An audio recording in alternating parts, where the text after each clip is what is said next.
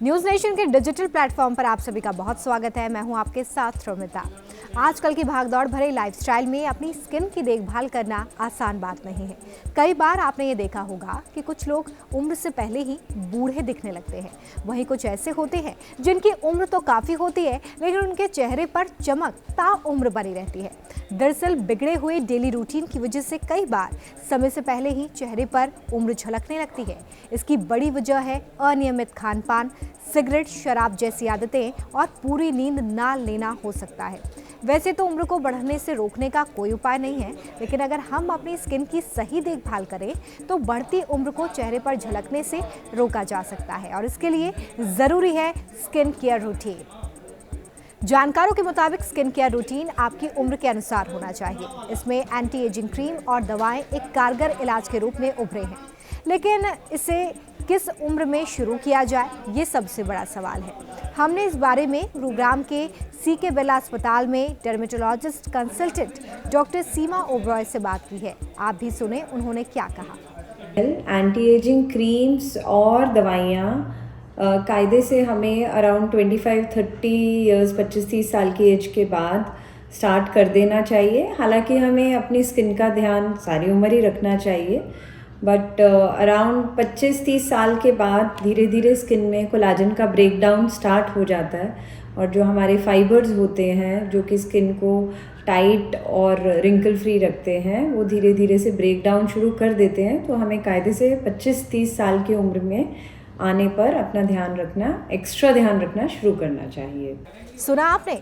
जानकार तो बताते हैं कि 25 की उम्र के बाद आप एंटी एजिंग क्रीम या दवाओं का इस्तेमाल कर सकते हैं, लेकिन कुछ लोगों के जहन में ये भी सवाल रहता है कि क्या बिना एंटी एजिंग क्रीम या दवाओं से भी बढ़ती उम्र या एजिंग को रोका जा सकता है।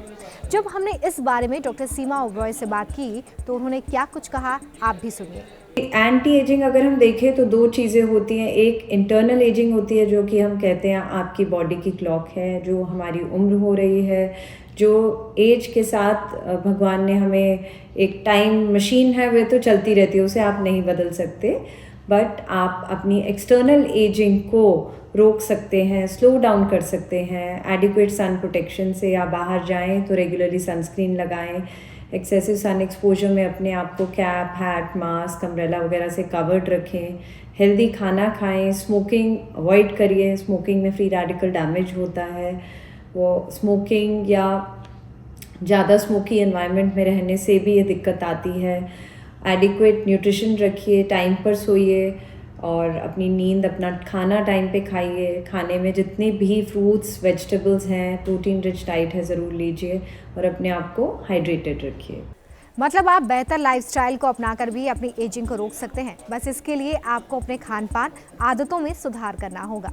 लेकिन अगर आप एंटी एजिंग ट्रीटमेंट ले रहे हैं या फिर इसे लेने का विचार कर रहे हैं तो ज़रूर आपको ये पता होना चाहिए कि इस इलाज या एंटी एजिंग दवाओं के साथ साइड इफ़ेक्ट्स भी हो सकते हैं। दरअसल जानकार ऐसा बताते हैं कि कोई भी एंटी एजिंग ट्रीटमेंट लेने या प्रोडक्ट यूज़ करने से पहले अपने डॉक्टर से सलाह ज़रूर लें, क्योंकि ज़रूरी नहीं कि हर एंटी एजिंग प्रोडक्ट आपकी स्किन के अनुसार ठीक हो। कुछ जो आपकी स्किन में जो सूखापन है उसको दूर करती हैं, कुछ जो आपकी स्किन को न्यूट्रिशन और एंटीऑक्सीडेंट्स प्रोवाइड करते हैं। ये सभी चीज़ें, पहली बात, आपकी स्किन को सूट करनी चाहिए। अगर आपकी स्किन बहुत ऑयली है और आप उसके ऊपर कोई चीज़ ऐसी लगा रहे हैं, कोई भी क्रीम हो जाए एंटी एजिंग, वो और चिकनी है तो वो और नुकसान देगी और पिंपल्स बनाएगी।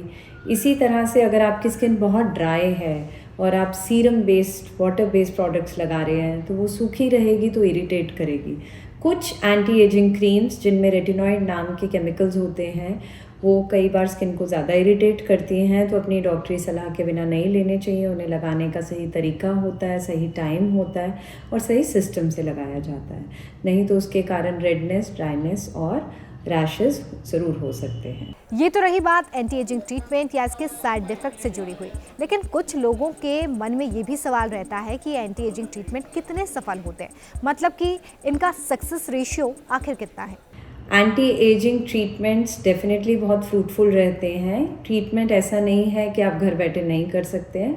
आप करेक्ट प्रिकॉशंस, करेक्ट प्रोडक्ट्स अगर घर पे लगाते हैं रेगुलरली तो आपको उसके रिजल्ट ज़रूर दिखते हैं।